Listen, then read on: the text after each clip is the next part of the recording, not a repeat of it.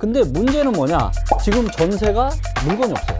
올리는 것도 제한하고 내리는 거는 더 많이 끌어내리고 이런 거니까. 그렇죠. 저도 그 기사 보고 굉장히 놀랐습니다. 아니 이게 네, 말이 되나요? 그게? 네?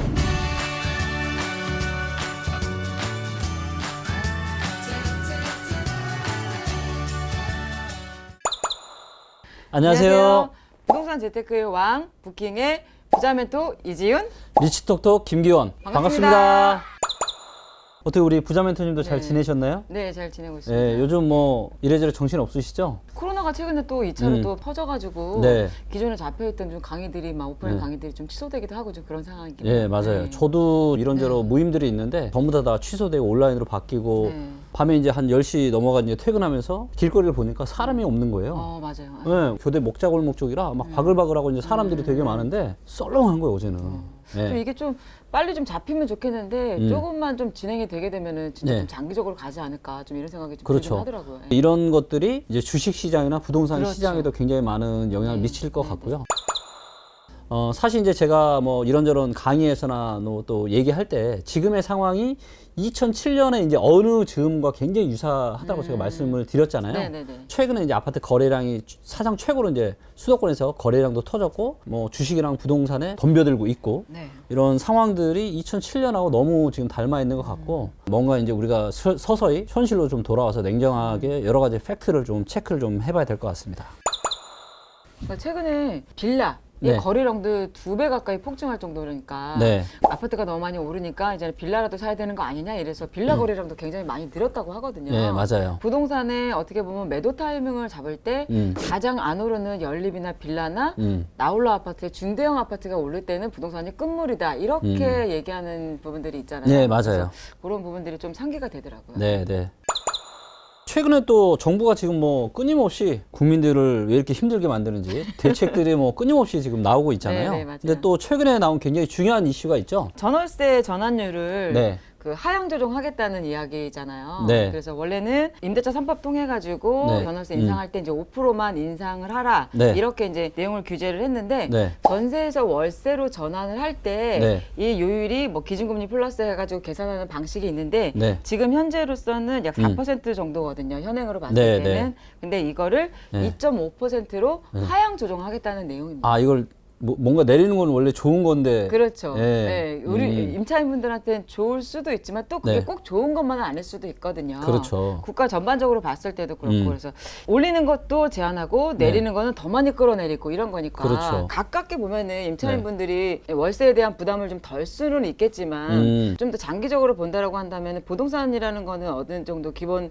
자산이잖아요, 자산. 그렇죠. 그리고 보통 이제 대한민국 부자들의 70%는 부동산 자산을 가지고 있고 또 중산층 같은 경우는 한 90% 정도를 부동산 자산으로 가지고 맞아요. 있다라고 하거든요. 네. 전월세 전환율을 낮추겠다라는 거는 어떻게 보면은 그 부동산의 기본 가치도 장기적으로는 떨어뜨릴 수도 있다 저는 이렇게 보고 있거든요. 그렇죠. 네, 그렇게 되면 단기적으로 임차인한테는 꿀 같은 것들이 될 수도 있겠지만 국가 전반적으로 봤을 때는 어떻게 보면 더 큰 위기가 올 수도 있지 않을까, 네, 더 큰 그렇죠. 손실이 오지 않을까, 또 이런 생각도 들더라고요. 네, 저도 충분히 공감하는 얘기입니다. 이게 이제 사실 나오게 된 게 임대차 이 3법 때문에 네. 그죠? 이제 사람들이 나 이제 전세 싫어. 반전세나 월세로 맞아요. 돌릴 거야. 네네. 또 이게 임차인들한테 부담으로 다가오는 거고 네. 임대차 3법 때문에 이게 풍선 효과 때문에 또다시 지금 또 대책이 나온 거거든요. 그렇죠, 그래서 임차인들이 부담스러우니까 이걸 전월세 전환율을 아예 내려버리자. 세입자들이 월세 부담이 감소하는 거 아니냐. 지금 이런 차원에 지금 낸 거잖아요. 그렇죠. 그렇죠? 네. 사실 월세 사시는 분들한테는 굉장히 반가운 소식이에요. 네. 자, 그런데 세상의 모든 거는 그렇잖아요. 한쪽이 게 있으면 좋으면 또, 예, 안 좋은 게 있고. 있으니까, 네. 이거는 이제 세입자 입장에서는 부담이 감소해서 좋은 건데 네, 네. 집주인들은 어떠냐 이거죠. 근데 그렇게 깎아줄 거면은 사실은 네. 그거에 대해서 나라에 대해서 어느 정도 보상을 주면은 그래도 어느 정도는 이해가 되는데 네. 깎아주라고 또 이제 앞으로도 강제한다고 또 발표를 했는데 네. 거기에 대해서 여러 가지 어떤 재산세나 뭐 보유세나 이런 네. 부분들을 또 어마어마하게 올리고 있으니까 그렇죠. 이건 어떻게 보면 또 형평성에도 너무 어긋나는 거 아닌가요? 그렇죠. 네. 얼굴이 지금 굉장히 안 좋으세요. 갑자기 상기됐죠. 네, 지금 화내지 마시고요. 네. 무조건 내리기만 할 게 아니라 내리는 네. 건 좋다 이거예요. 서민 주거 그렇죠. 안정을 위해서 내리는 건 좋은데 임대인들이 손해 보는 부분도 분명히 어느 정도의 보상은 있어야 되지 그게 올바른 제도라고 저는 생각을 하거든요. 그렇죠. 근데 그런 건 없이 무조건 올리는 것도 제한하고 내리는 건 더 많이 내리라고 하고. 아유. 집주인 입장에서는 이거 뭐 집을 그냥 팔아버리고 싶을 것 같아요. 네. 올해 같은 경우에는 좀 매물들이 좀 꽤 많이 나오지 않을까 이렇게 예상하고 있습니다. 네. 네. 전월세 전환에 대한 것들을 내리는 것에 대한 조건을 보니까 네. 이게 또 강제성이 없더라고요. 과태료가 있는 것도 아니고 처벌이 있는 게 아니더라고요. 지금 당장은. 아직은. 네, 아직은. 그리고 이게 이제 임대차 계약 기간 내에 네. 갱신 때는 적용이 되는데 신규. 새로 또 예를 들어서 계약을 할 때는 이게 이제 전환율이 적용이 안 되는 거예요. 그래서 요게 이제 2020년 10월 달, 오는 10월 달부터 새로운 월세 전환 계약에 시행을 하겠다. 소급 적용 안 하고 전세에서 월세로 바꿀 때만 적용을 하고 월세를 전세로 바꿀 때는 또 적용을 안 해줘요, 또 이거. 네. 그래서 이런 또 조건들이 있어서 근데 여기서도 또 그럼 꼼수가 일어날 수도 있겠네요. 네, 충분히 네. 예, 그런 게 이번에 있을 수 또 있을 것 같아요. 임대차 3법 그거 한 것도 기존 임차인한테는 적용이 되지만 소급 적용하지만은 네. 그 임차인을 내보내고 네. 예를 들어서 가족을 뭐 드린다거나 이런 경우에는 그게 적용이 안 되거든요. 네. 그리고 뭐 신규 계약 시에는 전환율이 적용이 안 된다고 하니까 네. 그냥 대출 받아서 그냥 너 나가라 한 다음에 내가 무슨 사정이 있어가지고 뭐 들어가서 살 수도 있다 이렇게 얘기하고 네. 나가라고 하고 새로운 임차인을 들이게 되면 훨씬 많이 올려도 되는 거잖아요. 네. 시세대로. 네. 그러니까 그런 식으로 꼼수가 충분히 일어날 수 있을 것 예, 같은데요. 예. 네. 아무튼 이게 참 제가 머리가 안 좋아서 그런지 모르겠는데 아니 이게 뭐 대책이 한두 개도 아니고 너무 네, 많다 맞아요. 보니까 네. 저조차도 이게 이건 뭐 그래서 최근에는 예. 세무사들이 회계사들이 네. 세금을 잘 모르는 상황이 됐고 잘못 건드리고 잘못 얘기했다가 정말 큰일 날 수도 있거든요. 그러니까요. 근데 네. 이게 어떻게 보면 다 이게 사회적인 비용이잖아요. 굳이 그냥 심플하게 가면은 네, 이게 맞아요. 비용이 안 들어가도 되는 건데 너무 네. 복잡해지다 보니까 네. 여기에는 리소스를 들어갈 수밖에 없는 거고 이게 이제 사실은 모든 국민들한테 어느 정도 비용이 또 부과될 수밖에 없는 이런 내용인 거죠. 그죠? 그렇죠. 문제점이 하나가 있는데 예를 들어서 이제 전월세 전환율을 하향을 시키려면 어찌됐건 전세 물건이 있어야 되는 거잖아요. 그렇죠. 그죠? 근데 문제는 뭐냐? 지금 전세가 물건이 없어요. 서울 부동산 공보광장에서 나온 데이터인데 네네. 보시는 것처럼 이게 이제 전세 거래예요. 올해 한 2월 달 정도를 정점으로 해서 전세 거래가 계속 떨어지고 있죠. 7, 8월에는 거의 네. 수직 하강이나 마찬가지네요. 그렇죠. 그래서 이제 전환을 해줄 거래가 굉장히 많이 줄어들고 있다. 그래서 뭐 아니 혜택을 받을 수 있는 것 자체가 거의 없는데 이걸 한다는데 이게 무슨 큰 의미가 있겠냐. 또 네. 이런 말씀들을 또 하시더라고요. 그렇죠. 이게 네. 전세 수급 지수 올라가는 거에 비해서 너무 많이 떨어지는 거 보면은 네. 어떻게 보면 여러 가지 임대차 3법이나 다주택자들 압박하는 이런 부분들 때문에 그렇죠. 전세의 공급이 너무 급격하게 줄어든다 이렇게 생각이 들거든요. 네, 왜냐면 임대차 3법 같은 경우에도 내가 살겠다. 아니면은 가족을 드리겠다. 그런 경우는 또 나가줘야 되는 상황이잖아요. 맞아요. 근데 네. 그런 식으로 해서 먼저 내보내고 집을 공실로 놔두는 경우들도 굉장히 많거든요. 네, 지금 맞습니다. 현재. 네. 그러다 보니까 현장에서 전세 수급이 급격하게 더 많이 떨어지는 것 같아요. 네. 네. 실제로 한번 니치고로 한번 그러면 진짜 얼마큼 많이 떨어지고 있는지를 한번 보도록 하겠고요. 지금은 이제 일단 서울만 한번 보시면 이게 이제 최근에 거래의 총 양입니다. 그래서 매매와 전세와 월세를 다 합한 거고요. 요게 이제 매매 거래 건수예요. 19년부터 한번 보도록 할게요. 2020년 6월 달에 이제 매매가 엄청난 거래량을 한번 찍었고요. 그 다음 7월 달에 거래 좀 줄어들었고 8월 달에는 지금 보시는 것처럼 거래가 이제 완전 물론 이제 뭐. 아직 8월 달이 다 끝날라면 멀었지만 그리고 또 아직 신고도 안 한 게 있을 거고요. 근데 굉장히 많이 이제 줄어들었고 월세 같은 경우는 매우 이제 작은 수준이고요. 전세 같은 경우도 올해 이제 2월 달을 정점으로 계속 지금 전세가 지금 줄어들고 있어요. 수도권 전체로 한번 볼게요. 경기도와 인천을 넣어서 같이 한번 보도록 하겠습니다. 이것도 보니까 마찬가지로 매매나 월세나 전세나 전부 다 거래량이 이렇게 많이 줄어드는 게 확인이 되시죠. 수도권 전체적으로 봐도 지금 거래량이 굉장히 많이 줄어들었다. 네. 실제로 지금 데이터로 확인이 좀 되고 있네요. 그러니까 전월세 전환율을 낮추는 건 좋은데 임차인 입장에서 그렇죠. 전세를 월세로 전환할 전세가 별로 없다는 게 문제네요. 네, 맞아요. 제가 이제 정부의 이런 부동산 대책들을 네. 제가 비유를 좀 이렇게 한번 해볼 수 있을 것 같아요. 어떻게 네. 비유를 해볼 수 있냐? 집에 이제 수도꼭지가 이렇게 왕창 틀어져 있어가지고 이제 바닥이 완전 물바다가 된 거예요, 지금. 네. 자, 그러면 이거를 해결하려면은 제일 먼저 해야 될 게 뭘까요? 수도꼭지를 잠가야죠. 그렇죠. 네. 수도꼭지를 잠가야죠. 네네. 그리고 나서 뭐 물을 어떻게 퍼내든가 어떻게 그렇죠, 해야 그렇죠. 되겠죠. 네네. 근데 지금의 이제 정부 정책은 뭐냐? 수도꼭지를 잠글 생각은 안 하고 물만 지금 물만 어떻게든 퍼내고 있는 거예요? 퍼내고 있는 거죠. 문제가 발생하게 된 근본 원인이 무엇인지를 파악하고 네. 그 근본 원인을 해결을 하고 그리고 난 다음에 나타난 이런 현상들을 조절을 해야 되는 거거든요. 제가 보기에 지금 이제 부동산 시장으로 다시 돌아오면 지금 매매나 전세 가격이 어떻게 보면 지금 급등을 지금 계속 하고 있는 상황이거든요. 가장 이제 근본 원인은 뭐냐면 우리가 이제 수요와 공급이 있다라면 그렇죠? 공급이 수요를 못 채워주는 거거든요. 그렇죠. 네, 그렇다 보니까 자꾸 이제 가격이 올라가는 이런 상황이 발생을 하는 거죠.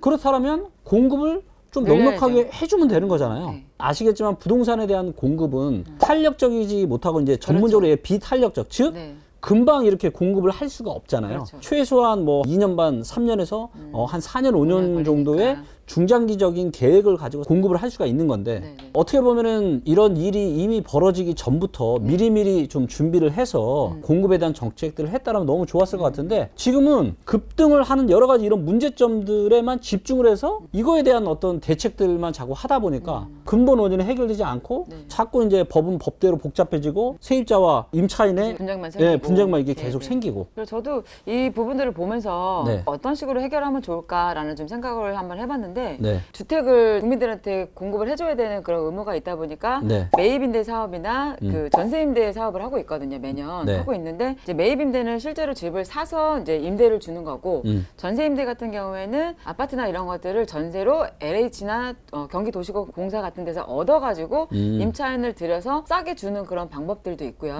뭐 그렇게 해서 전세임대를 놓는 경우들도 있고 아니면은 뭐 한국감정원 같은 데서 예를 들어서 뭐 집주인 융자형 대출 이런 대출들이 있어요. 그래서 한 1.5%로 저리를 대출을 해주는 대출이 있는데 그런 대출을 받게 되면 대신에 임차인을 드릴 때 시세의 90%만 받고 드려라 이런 또 제도들이 있거든요. 그러니까 이런 것들 같은 경우에는 집주인 입장에서도 저리로 대출 받고 임대인도 싸게 해주고 서로 임차인도 좋고 임대인도 좋고 좋은 이런 제도들이 될 수 있으니까 어떤 전세임대나 이런 부분들을 조금 더 확충하는 방안도 좀 해결점이 될 수도 있을 것 같고 이번에도 임대사업자에 대한 판로를 많이 좀 열어주긴 했거든요. 그래서 임대사업자로 등록을 하시더라도 의무임대 기간이 4년이거나 8년이면 기간이 지나면 이제는 무조건 자동으로 말소가 돼요.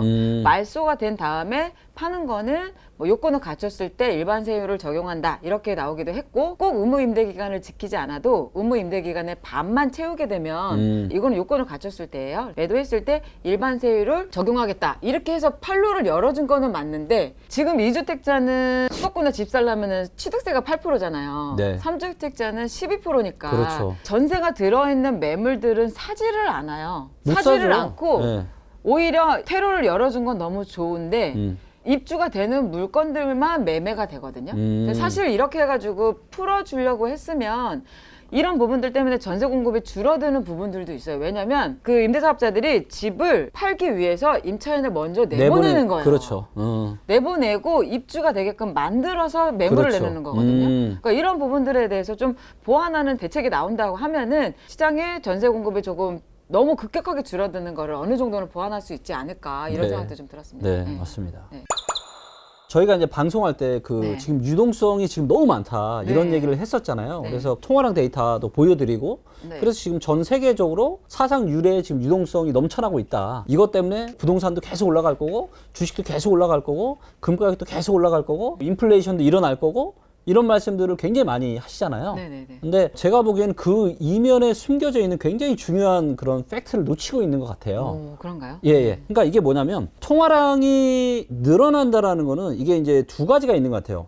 긍정적인 측면에서 통화량이 늘어나는 것과 부정적인 측면에서 통화량이 늘어나는 건데 긍정적으로 통화량이 늘어나는 건 뭐냐면 인구가 성장하고 경제가 성장하고 그러면서 더욱더 많은 돈을 버니까 자연스럽게 통화량이 증가하는 거죠.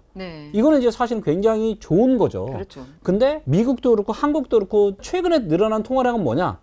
이 코로나로 인한 이 사상 초유의 팬데믹 때문에 사람들의 소득이 딱 끊겨버리니까 정부에서 인위적으로 사람들 호주머니에 돈을 주고 소비해라. 이 돈으로 돈을 써라. 그렇게 해서 통화량이 늘어난 거잖아요. 어떻게 보면 긍정적인 통화량이 아니라 굉장히 어떻게 보면 위험한 통화량이 증가한 거거든요. 어거지로 늘린 거니까. 근데 사람들은 통화량만 늘어난 것만 보고 겉으로 드러난 현상만 보고 원인을 제대로 파악하지 못하고 그래서 이제 계속 지금 어떻게 보면 인플레이션 때문에 이런 말씀들을 많이 하는데 그 이면에 대한 이런 팩트를 또 저희가 한번 짚고 넘어가면 좋을 것 같습니다. 지금 이제 이 데이터는 보니까 이 세계 최악의 가계부채 비율이라는 데이터고요. 이게 이제 GDP 대비한 가계부채 비율입니다. 네네. GDP라는 거는 결국에 그 나라의 경제의 본질적인 그런 체력이라고 볼 수 있는 거거든요. 네네. 그래서 이게 이제 97.9%. 9%. 네, 그러니까 거의 이제 전 세계 최고네요. 연봉이 1억인데 네. 내 빚이 1억 정도 있는 거랑 똑같은 거예요, 이거는. 네, 개인으로 따지면. 한국이 굉장히 지금 높은 이런 상황이고 늘어나는 속도가 네, 엄청나게 또 세계 빠르죠. 3위. 예. 그리고 여기에는 또 뭐가 빠졌냐? 네. 전세 대출이 빠져 있어요. 전세자금 대출이 사실 규모가 어마무시한데 그렇죠. 이게 사실 제대로 집계도 안 되고 있는데 네. 만약에 이거를 포함을 한다. 하게 되면 그러면 140%대로 올라갑니다. 심각하죠. 네, 심각하죠. 그러면 네. 이제 전 세계에서 가장 높은 수준이 되는 거예요. 네. 경제의 주체가 세 가지가 있잖아요. 정부가 있고 기업이 있고 개인이 있는데 네. 이 개인들이 전 세계에서 가장 빚쟁이라는 거죠. 지금. 대한민국 국민들이. 그러네요. 예, 이게 굉장히 심각한 상황인 거죠. 가운데 차트는 뭐냐면 이제 네. 증권사의 이제 신용거래 융자. 그러니까 지금 막 몇 조가 되거든요, 이게. 이 신용거래 융자라는 거는 네. 내가 돈을 빌려서 주식을 매수할 수 있는 맞아요. 그런 돈을 얘기하시는 네, 거잖아요. 그렇죠. 네. 그게 이제 급격하게 늘어났다는 그러니까 이런 거예요. 거죠. 우리 부자 멘토님 주식 계좌에 원래 1억이 있었어요. 네. 근데 내 계좌에 있는 돈만큼만 원래는 투자를 할 수 있는 건데 네네. 이거를 마치 주택담보대출처럼 맞아요. 이 돈을 1억을 근거로 내가 더 대출을 땡겨다가 주식을 살 수가 있는 거예요. 돈을 이자를 지불하면서까지 주식을 사는 그 돈을 신용거래라고 하는 융자. 건데 예, 예. 요게 지금 뭐 증권사별로 이게 뭐 몇천억 최소한 몇천억인데 이걸 합하면은 지금 누적으로 15조가 넘는 굉장히 큰 금액이 있는 걸로 제가 알고 있습니다. 이것도 굉장히 많이 늘어났거든요. 네, 굉장히 많이 늘어났죠. 그다음에 요 오른쪽 차트가 뭐냐면 요게 이제 전 세계의 국가별로 1분기에 코로나 사태 이후에 부채 비율이 늘어난 건데 이게 지금 전 세계적으로 샤프 서지, 그러니까 엄청나게 급격하게 지금 증가를 하고 있다라는 거예요. 네네. 파란색이 하우스홀드, 즉 가계 부채고요. 네. 그다음에 요 보라색 같은 거, 요게 이제 코퍼레이트. 그래서 요게 회사, 기업들. 그다음에 요 녹색, 요게 정부. 예. 그래서 이제 보시면 가장 많이 늘어난 한눈에도 보이시죠? 네. 중국이 기업 부채 기업 증가, 부채가? 보라색이 지금 가장 많이 증가했잖아요. 네네. 이 코로나 이후에 지금 중국의 기업 부채가 전 세계에서 가장 빠르게 지금 증가를 하고 있는 거죠. 딴 거 뭐 데이터는 다 잊으셔도 되는데 네. 지금 전 세계적으로 가파르게 증가하고 있는 유동성 뒤에는 뭐가 숨어 있다? 엄청난 빚이 숨겨져 있다. 이거를 아셔야 되는 거 언젠가는 아시겠지만 여러분들 이 빚은 크나큰 후유증을 돼서 돌아올 수 반드시 있다. 남깁니다. 보니까 문제가 뭐냐면 지금 이제 초저금리잖아요, 지금. 네네네. 그러다 보니까 사람들이 돈을 빌려서 주식이나 부동산 투자를 너무 많이 지금 하고 있다라는 거예요. 이게 보시면은 신용대출 잔액 추이거든요. 올해 2월에 비해서 엄청나게 지금 많이 증가를 하고 있어요. 제가 또 놀라운 사실이 뭐냐면 지금 주택담보대출 금리보다 네. 신용대출 금리가 더 싸다는 거예요. 저도 그 기사 보고 굉장히 놀랐습니다. 아니 이게 말이 되나요? 그게? 네? 이거 보시고 다 신용대출 받으러 가시는 거 아닌가 모르겠어요. 아, 저도 이게 방송 끝나고 지금 신용대출 좀 알아봐야 받으러 될 것 가야 같아요. 되겠어요. 주택담보대출 갚아야 될 것 같아요. 신용대출 받아가지고. 이거 신용이라는 건 말 그대로 이거 믿어 못 믿어거든요. 네, 물론 이제 네, 신용 맞아요. 등급이라는 게 있어서 하지만 네, 네. 신용대출 금리가 더 밑에 있다랍니다. 그러니까 네, 네. 이자가 덜 나가는 거죠. 네. 지금 5천만 원을 빌리면 월에 9만 9만 원 원? 정도? 제일 싼 데가 그 네. 정도예요. 이게 이제 최근에 주택담보대출이나 이런 것들을 너무 규제를 하니까 네. 아니 은행이 돈을 빌려줘야 먹고 사는데 그렇죠. 이런 것들을 너무 규제를 하다 보니 신용대출이라도 해줘야 되겠다 이런 것들 때문에 너무 과열된 양상 때문에 나타나는 현상이라고 그렇죠. 하더라고요. 네. 그래서 아이고 또 이렇게 신용대출이나 또 주택담보대출이 역전이 되는 현상을 또 겪게 되네요. 또. 그러니까 저 이런 일은 처음 보는 것 같고요. 네. 그러다 보니까 개인들이 아니 5천만 원 내가 신용대출 빌려가지고 월에 이자 9만 원, 10만 원. 네. 이럴 바에는 내가 주식 투자해서 좀만 수익 내면은 뭐 그 이자는 충분히 까고도 남으니까. 그렇죠. 지금 개인들이 전부 다 빚내가지고 막 지금 주식 투자하고 좀 난리도 아닌 거죠. 부동산에 투자하고 네. 이런 식이 되는 거죠. 네. 그리고 또 우리나라 가계부채는 또 늘어나고 있고. 그렇죠. 네, 신용대출 때문에라도. 더. 네. 근데 이런 것들이 반드시 저는 후유증을 반드시 몰고 올 거라고 봅니다. 자주 말씀드리지만 올해 가을에서 내년 가을 정도가 굉장히 저는 위험한 시기가 될 거다라고 이야기하고 있고 네. 정말 이제 개인분들이 더 이상 이제 욕심 내지 마시고 이제는 리스크 관리를 좀 하셔야 되는 때가 아닌가 네. 걱정이 됩니다. 네. 네. 그리고 아직은 신용대출이 좀 저렴하니까 네. 팁으로 좀 알아주시면 네, 좋으실 것 같아요. 주택담보대출 갚는데 사용하는 걸로 그렇게 해야 될 것 같습니다. 네. 보니까 최근에 또 논란이 되고 있는 게 또 있더라고요. 네네. 임대사업자의 어떤 지금 양도세, 네. 장특 공제, 그다음에 네. 감면 혜택에 네. 대한 부분들. 네네. 임대사업자로 등록이 되어 있는 물건 자체가 한 160만 채 정도 된다고 하니 네. 아무래도 이 부분들이 시장에 나오지 않다 보니까 아무리 정책으로 부동산 가격 상승을 막으려고 하더라도 안 되잖아요. 네. 시장을 움직일 수가 없으니까 정책으로 나라에서 임대사업자 제도를 좀 잘못 만들었다라고 인정을 하는 것 같아요, 이제는.